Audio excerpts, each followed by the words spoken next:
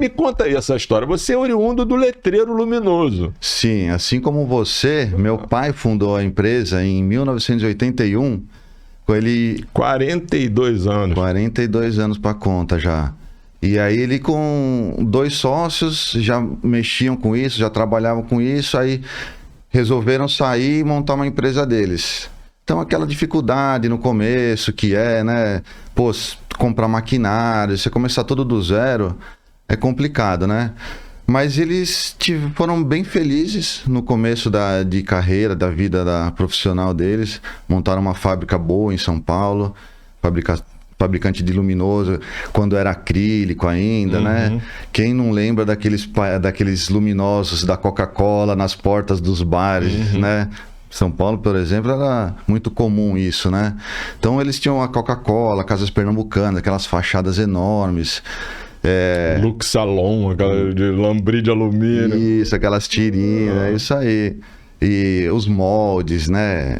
A prensa, a estufa, cabine de pintura. Eu lembro que, assim, passado esse ciclo do luminoso, a gente foi... Bom, depois eu chego lá nessa história. E aí foi... Meu pai... Né, a empresa veio crescendo, surfou muito bem nessa onda na década de 80, 90, economia pujante no Brasil, né, depois de saído de uma época... O milagre econômico, né? Essa época aí já era a saída do milagre econômico. Isso, o dinheiro estava farto, o mundo progrediu. Porque a gente também sofre muito com a questão do planeta, né? Sim. E aí a gente veio surfando muito bem nessa onda da fabricação de luminosos.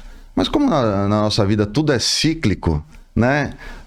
Subiu, venceu, ficou bem no luminoso, só que começou a entrar numa fase de transição da empresa. Então começou a mudar um pouco o perfil dos negócios da empresa, né? Os sócios foram saindo pelo meio do caminho, foi ficando só meu pai, aí foi entrando meu irmão na parte administrativa da empresa, lá já no comecinho da década de 90. Vocês são quantos irmãos? Nós somos em 3, mas somos 2 que trabalhamos na empresa. Meu irmão Nelson também, Nelson Filho, que cuida mais hoje da parte administrativa, financeira da empresa, e eu que estou mais na parte comercial e operacional. E teu pai tá... Meu pai continua lá com 80, tá firme e forte, presente na empresa ainda, tá lá, vai lá todo dia. Ele é o cachorro que late mais alto? A gente já dá nossas latidas também. Mas a gente tá mais... Como a gente tá mais embrenhado no mercado, a gente conhece um pouquinho mais, já tá um pouco mais à frente, então a gente acaba tendo nossas decisões, né? Então... Mas quando foi lá no meio da década de 90, começou uma fase de transição da Amplilume. Começou a parte como eu disse, tudo é cíclico. Começou a terminar o ciclo da fabricação de luminoso e aí precisava abrir um novo ciclo. E aí meu pai conheceu algumas pessoas em São Paulo que eram da mídia exterior, que eram veículos. Nos juntamos, juntamos 5 empresas e formamos uma nova rede de empresas de outdoor, né? Porque existia outdoor, 32 folhas. Isso, 32, depois o 16, né? Porque existia a central de outdoor em São Paulo, mas era uma associação fechada que você não podia entrar, um certo monopólio, e a gente queria trabalhar também, né? Porque só eles poderiam. Então a gente que começou a montar outdoor também, e montamos uma nova rede, a NBO, Net Brasil Outdoor. Eu lembro. Então, meu pai foi o primeiro presidente da NBO. Então, eram 5 empresas, nós dividimos a cidade de São Paulo em 5 fatias. Uma empresa ficava incumbida de montar painéis outdoors na Zona Norte, outra na Zona Sul, Zona Leste, Zona Oeste e Centro. E aí sim a gente conseguiu ter uma cobertura. A distribuição comercial dividia para todo mundo. Exato, tinha um departamento comercial só que distribuía para todo mundo. Bacana. Então as empresas eram mais focadas na parte operacional, que era expandir e dar cobertura na cidade. E cara, e começamos isso em 97. foi quando eu entrei na empresa também. Coincidiu com o meu começo na empresa, com a mudança de atividade, com o início de um novo ciclo. E aí viemos naquela... O pequeno office boy, Leandro, começou nessa época. Então, eu comecei com meu pai e naquela fase difícil, pô, quem nunca foi pagar um boletim no cartório, né? Então eu comecei com meu pai, eu ia lá no banco, pegava o cheque administrativo, pegava o dinheiro dos emolumentos, ia no cartório, pagava o boletim no dia da graça, né? Toda aquela dificuldade de começo. E trazia até o esporte para mim, porque eu lembro que eu ia nos bancos, na avenida ali, onde tem os bancos que fazia a parte de office boy ali, eu pegava meu skatinho e ia na avenida ali percorrendo os comércios, às vezes receber de alguém, cobrar, e ia brincando ali. Foi quando eu já tinha 19 para 20 anos que eu comecei na Amplilume. E aí viemos... Pô, sabe nada, né? Quando a gente tem 19, 20 anos da empresa... Acha que sabe, mas não sabe nada. Não sabe. E aí, na empresa, muito menos, né? A gente não sabe muita coisa da vida, mas na empresa, então, no parte... E aí você tem que começar a aprender tudo. Na época eu tinha que aprender a mexer em fax, que era novidade. Facsímile, caraca. Cara, lembra? Meu, eu olhava para aquilo lá e falava pro meu irmão, falei, o que é esse bicho aqui? O que é esse trem aqui? Esse discava fazendo um Pô, e de barulhinho. repente saía um papel que você colocava do outro lado e saía ali, eu achava incrível aquilo Mágico. lá. Mágico, né? Quase que. E aí, como a gente estava muito dessa associação que fizemos, a NBO, que já tinha a parte comercial, a gente se focava muito na parte operacional. Então, meu dia a dia era montar outdoor na cidade. Então, vivia isso, percorria a cidade inteira, tal. A gente chegou a ter 300 outdoor em São Paulo. Em poucos anos, até 2000. Em 3 anos, chegamos a ter 300 outdoor. Só Amplilume. A rede toda tinha uns 1.000, 1.200, 1.500 outdoor. Era muita coisa. Então, para lidar. E aí compra de material, instalação, transporte, toda a logística envolvida nesse trâmite. E eu comecei a virar o programador. Eu virei o programador dos outdoors da minha empresa. Então o pessoal do comercial solicitava, eu que fazia aquela relação, mandava para eles e ficava programando. E até por eu ter muito conhecimento da parte operacional, de rua, a gente dava muito suporte pro pessoal do comercial. Porque o comercial falava, pô, preciso de painel próximo a tal lugar. Eu falava, é esse. Ah, e o que tem perto desse outdoor aqui? Eu falo, ó, tem esse tal comércio. Aí o comercial ia lá e vendia, né? Você era um geofúgio, né? Humano. Quase isso.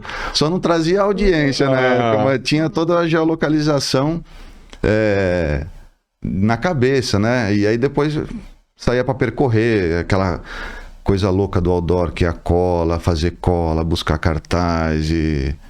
É uma história bacana o desenvolvimento do outdoor. O pessoal do outdoor melhorou muito, né? A qualidade do equipamento. Sim. Eles saíram de algumas regiões, né? Por uma questão, né, talvez econômica, talvez questão legal.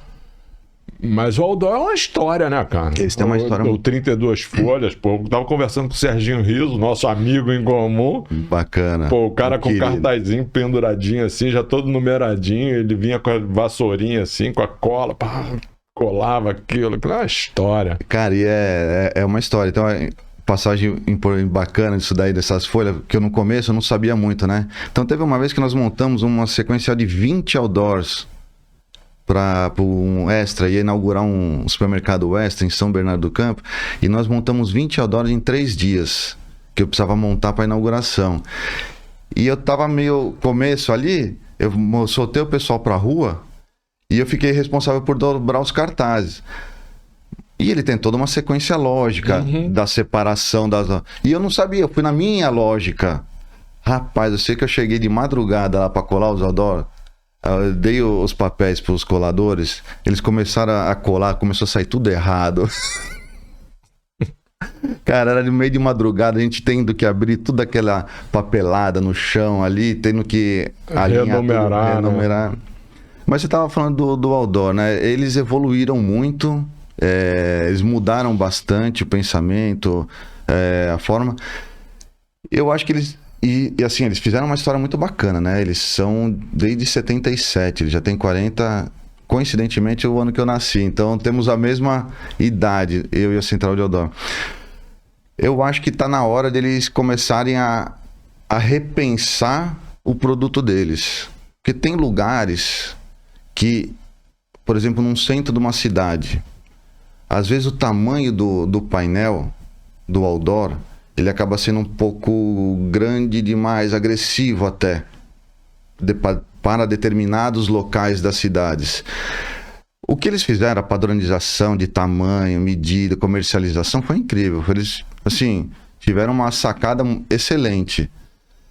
Mas eu acho que está na hora de eles repensarem um pouquinho o modelo de negócio deles, né? Eu não sei se você é filiado a essas entidades, a Central de Outdoor ou não, mas nós somos. E porque eles abriram, né? De uns 5, 7, 10 anos para cá, eles abriram. Eles não são mais a Central de Outdoor, o 9x3. Agora eles são uma central de mídia exterior, como um todo, né? Então, talvez até passar por um processo de rebranding para eles fosse interessante, já que eles abriram para todo o ecossistema da mídia exterior. Então hoje, quem tem painel, quem tem LED, quem é fornecedor de LED, quem é planejador, quem tem empresa de programática, tá todo mundo lá dentro. Quem tem ERP, sistemas de gestão de empresas como a nossa, tá tudo lá. O que é ótimo, você centralizar e concentrar todo mundo num lugar só, né? Mas só que tem muita gente das antigas ainda que se preocupa muito só com outdoor. Ainda a mentalidade deles é outdoor, outdoor, outdoor. Então eu acho que eles vêm passando por um processo de reformulação deles, né? O que eu acho bacana, e por isso que agora recentemente a gente até entrou no nosso mercado, como ele é gigante em questão de números, mas depende das pessoas, né? Então as associações são feitas por pessoas. Então quanto mais gente lá dentro, mais cabeça pensante, mais para frente a gente vai, né?